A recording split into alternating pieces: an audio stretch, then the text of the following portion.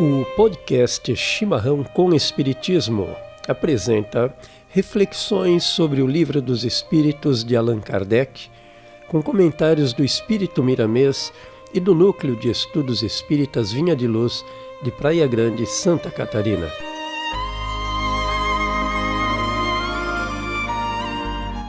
Dando continuidade à escala dos espíritos, abordaremos neste programa a questão de número 112. A primeira ordem, espíritos puros. Anotações de Allan Kardec. Caracteres gerais. Nenhuma influência da matéria. Superioridade intelectual e moral absolutas, com relação aos espíritos das outras ordens. Comentário do Espírito Miramês.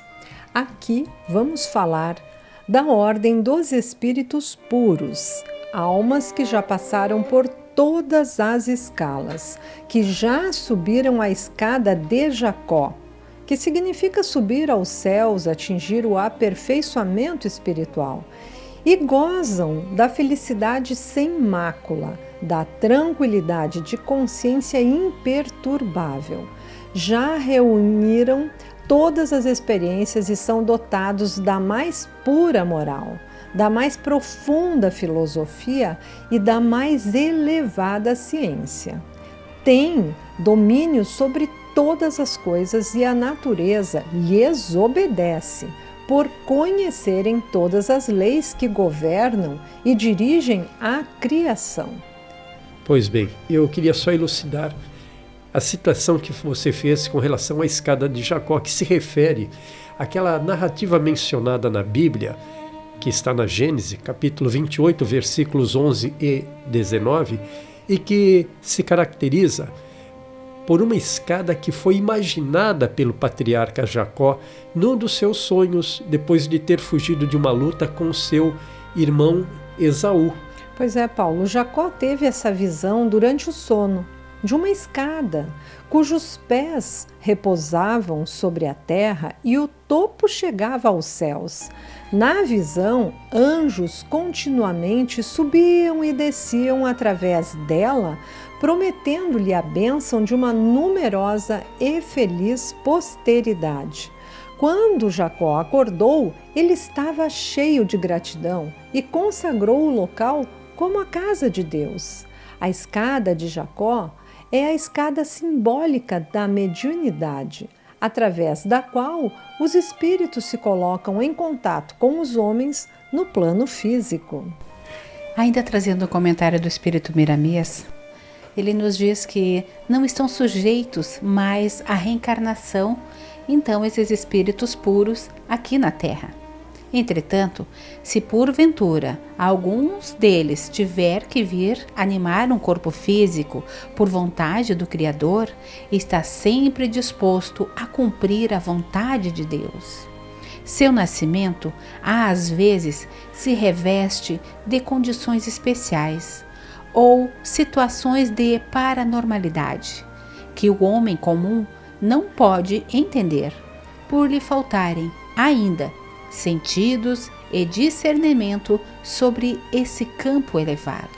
A gente pode dizer então que dentro desta categoria de espíritos puros se encontra o nosso Divino Mestre Jesus? Nosso Mestre Jesus, o nosso guia e modelo, está nesta categoria. Por isso a sua vinda à Terra foi tão sublime e ficou, e está até hoje nos nossos corações. E amigos, os espíritos puros são os seres que percorreram todos os graus da escala e desse modo eles já se despojaram de todas as impurezas da matéria, como Miramês nos traz aí no início da fala. Tendo alcançado a soma de perfeição de que é suscetível a criatura humana, não tem mais que sofrer provas e expiações. Também não estão mais sujeitos à reencarnação em corpos perecíveis, porque gozam de inalterável felicidade, porque não se acham submetidos às necessidades e às vicissitudes da vida material. Como disse Miramês, só mediante a vontade do Pai é que esses espíritos poderiam então reencarnar no Daí planeta a título Terra. de missão, né? Missão, ou em outros orbes. Dando continuidade então aos comentários do espírito Miramês, diremos que a pureza que essa ordem de espíritos adquiriu lhes confere um campo de assistência muito grande aos seus iguais e lhes dá igualmente completa cobertura na sua missão, de maneira que a sua vontade será feita em todos os sentidos da tarefa espiritual. No entanto, é bom que compreendamos que eles, os espíritos puros, não chegaram a este estado de doações sem merecimentos. As bênçãos do Criador são iguais para todos os seus filhos, não obstante, a maturidade é que nos faz aproveitar mais a presença de Deus dentro de nós. Faremos então, a partir de agora, nossos comentários, dizendo que, por exemplo, o objetivo do ser é a evolução, é a ampliação da sua consciência através da aquisição de conhecimentos. Então, uma vez mais aqui nos aparece a sempre presente necessidade de trabalharmos muito, de estudarmos muito, de ampliarmos, enfim, continuadamente os nossos conhecimentos. E construirmos, Paulo, construirmos a nossa trajetória de vida. O ser inteligente, ele amplia a sua capacidade de percepção e compreensão da natureza, das coisas e das pessoas e de si mesmo, do cosmo, da estruturação inteligente do universo e, em consequência, o seu entendimento de Deus.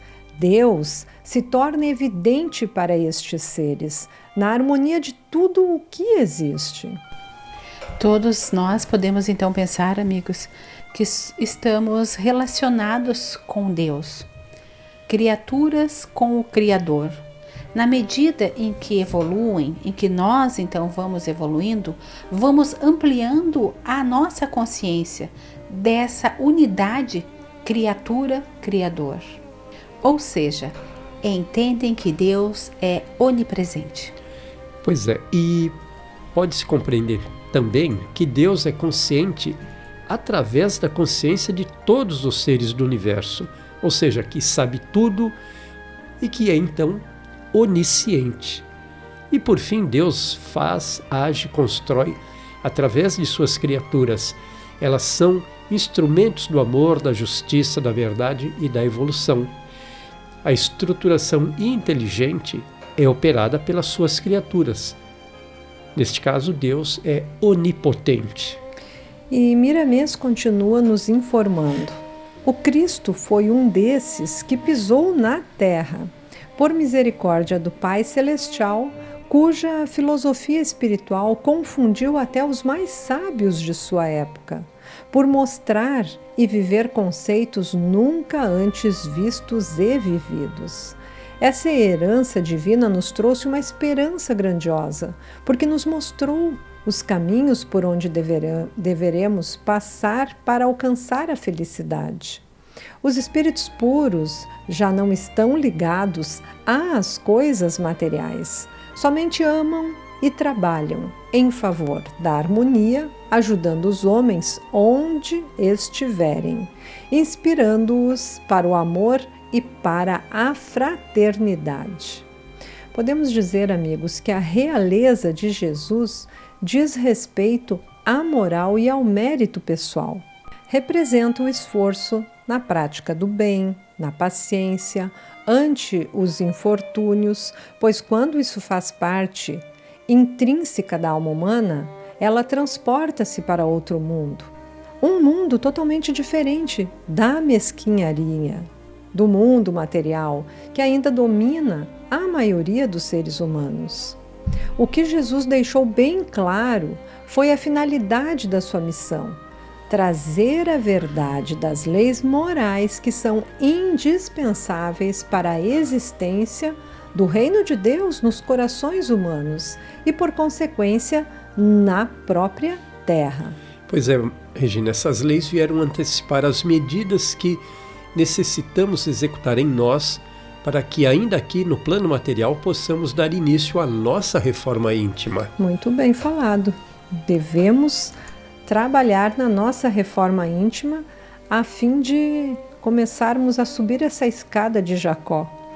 Sabia ser o enviado de Deus para iniciar uma nova era na evolução da humanidade. Esse foi o nosso mestre divino, aquele enviado com a visão real da vida espiritual eterna. A realeza de Jesus é a realeza moral, fruto da sua perfeição, do seu viver segundo as leis divinas, realeza que exerce o poder para sempre. Jesus veio então com autoridade para orientar, esclarecer, conduzir a humanidade na conquista dos valores inseridos pelo Pai na sua obra, na sua criação, com o determinismo divino de ser perfeito. Comentário do Espírito Miramês, então, meus amigos. Todos os seus traços de entendimento falam da caridade. Aqui, então, está trazendo a personalidade do Espírito puro. Aquela que muda os homens e conscientiza as criaturas de que tudo que existe pertence a Deus e que somos meros instrumentos das leis do Senhor. Todas as leis dos homens vão ceder lugar à única lei, que se chama fraternidade. Quando o alicerce for esse, a fraternidade, seremos realmente todos irmãos, não somente nas palavras, mas também na vivência, respirando o ar onde sopra o vento do amor, fazendo desaparecer todas as exigências para que o bem verdadeiro domine todos os corações. Amigos, nós podemos dizer que Jesus, no seu viver, deu lições através da palavra. Deu lições também através das suas ações, testemunhando sempre as leis de Deus, a verdade possível de ser compreendida pelos habitantes da terra. Ou seja, possível de ser compreendida porque sempre teve amor e a fraternidade na sua fala. Para aprender essa verdade, é necessário, então, que os homens, que a humanidade sinta e perceba a continuidade da vida além desta vida material. Nos reconhecermos como espíritos, nos reconhecermos como os filhos de Deus, que se mostra nas suas obras. O homem precisa realmente abrir-se às verdades espirituais, percebendo um mundo muito mais amplo, cósmico na sua realidade existencial, no qual ele, este homem, esta humanidade, é um ser inteligente, imortal, desenvolvendo um imenso potencial intelectual e moral que lhe permitirá ser um dia sábio e feliz. Dentre, aliás, esses potenciais a serem desenvolvidos, temos a fraternidade, que constitui a prática do amor, muito semelhante à caridade, que envolve a benevolência, a indulgência e o perdão das ofensas. Amor, fraternidade e caridade são os sentimentos que se opõem ao egoísmo, ao orgulho e à vaidade. Amigos, permitam-me trazer uma contribuição do livro Heranças de Amor, psicografado por Divaldo Pereira Franco pelo espírito Eros, que nos diz: mãos se alongam para auxiliar outras mãos que fraquejam. Sentimentos se engrandecem para apoiar emoções que necessitam de amparo. Esforços se conjugam a fim de amenizar amarguras. Vibrações de amor vencem distâncias, objetivando mudar paisagens tristes das mentes e dos corações. Espíritos valorosos se dirigem às furnas da aflição, encorajados pelo desejo de amar aos que desfaleceram nas lutas. preces que se originam do puro amor, buscando os ouvidos divinos em favor dos que choram. Eis a ação da fraternidade, vestindo de esperanças as torpezas do mundo ou emoldurando de belezas as construções edificantes dos ideais libertadores da humanidade. Fraternidade, vibração do Cristo, unindo os homens como verdadeiros irmãos. Regina, fraternidade e as leis divinas. Tudo é amor. A lei natural é a lei de Deus. Ela é a única, verdadeira para a felicidade do homem. Indica o que devemos fazer ou deixar de fazer, e só seremos infelizes quando dela nos afastarmos. Já está lá nos dizendo o Evangelho do Mestre Jesus há muito tempo. E continuamos citando o Espírito Miramês. Para a Terra chegar a ser morada de espíritos puros, são necessárias muitas mudanças, e serão essas mudanças que irão atraí-los de maneira que o bem se instale no planeta, o paraíso, onde o mal não caiba mais. Para tanto, deveremos trabalhar todos os dias, movimentando todos os companheiros de boa vontade, esquecer melindres, perdoar a todos os momentos que forem precisos e orar constantemente, para não cairmos em faltas que possam nos desviar dos objetivos de nosso Senhor Jesus Cristo. Aquele que professa amar a Deus sobre todas as coisas e ao próximo como a nós mesmos. Os espíritos puros gozam de inalterável felicidade, e a nossa maior alegria é de algum dia chegar lá e viver com eles. Comentamos então que a Terra deve ser considerada escola de fraternidade para o aperfeiçoamento e regeneração dos espíritos encarnados. As almas que aí se encontram em tarefas purificadoras muitas vezes desejam resgate de dívidas extremamente penosas. Daí o motivo de a maioria encontrar sabor amargo nos trabalhos do mundo, que se lhes afigura rude e por vezes difícil, dado o número de aflições a suportar e vencer. Paulo, a verdade incontestável é que os aspectos divinos da natureza serão sempre magníficos e luminosos. Porém, cada espírito os verá pelo prisma do seu coração. Por outra, a vida será mais bela e generosa. Quanto melhores e mais fraternais, menos egoístas, então, forem nossos pensamentos e os nossos atos. Mas a dor como na alegria, no trabalho feliz como na experiência escabrosa, todas as criaturas deverão considerar a reencarnação um processo de sublime aprendizado fraternal, concedido por Deus aos seus filhos, no caminho do progresso, seguindo, então, as suas leis divinas. Certamente, Martinha, de portas abertas à glória do ensino. A Terra, nas linhas da atividade carnal, é realmente uma universidade sublime, funcionando em vários cursos e disciplinas com bilhões de alunos matriculados nas várias raças e nações. Assim sendo, o trabalho na Terra é essa escada de acesso aos triunfos divinos a serem alcançados. Este trabalho requer esforço, boa vontade e muita disciplina nesta imensa universidade terrena. E podemos dizer, amigos, que Jesus é a autoridade maior na Terra, designado por Deus graças à perfeição conquistada, para dirigir a caminhada evolutiva da humanidade terrestre, orientando-a na sua libertação da ignorância e do apego às coisas materiais, a fim de transcender-se da condição de humano para a de angelitude. É nosso irmão mais velho, nosso guia, nosso modelo, e está tão acima de nós que nos impossibilita qualificá-lo com qualquer título terreno.